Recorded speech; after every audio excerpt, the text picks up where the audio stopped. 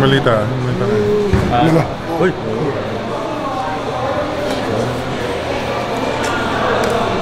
Panty liner ko. Oo nga. Basa pa. Junmar inspired dun sa physicality. Junmar inspired dun sa physicality ng game na naik pa rin kayo. Come from behind win for you guys. Salamat kay God na walang na-injury. Although, grabe yung physicality sa loob. Walang seryoso na nasaktan. So, and, sobrang physical ng laban. Buti nanalo kami. Buti na close namin yung game. Credit din sa Phoenix. Maganda yung game. May time na mukhang napipikon ka na rin dun sa physicality.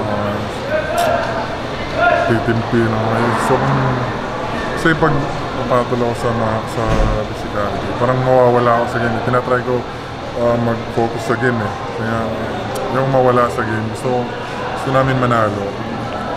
Pag nawala ako sa game, mahirap. So, as much as possible, kailangan kong umiwas sa ang tawag mo. Hindi naman umiwas, pero hindi ko nalang papatulan. Nakadagdag motivation ba yung pagka-eject ni Christian sa game? Oo. Kailangan namin si Christian eh. Kailangan namin siya lalo na sa in-game. So, sana malaro siya next game. Kailangan namin siya.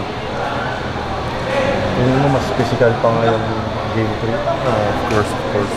Gusto nilang siyempre gusto nilang manalo. Kami gusto rin namin manalo. Gusto namin mga 3-0 para malaki yung chance ang manalo. Pero alam namin na hindi kami basta-basta bibigay yung Phoenix eh. Pero lahat nag-step up yung pinasok na coach. Lalo na yung bench namin nag-step up. And then, siyempre si Marshall, buti maganda yung nilaro lahat na.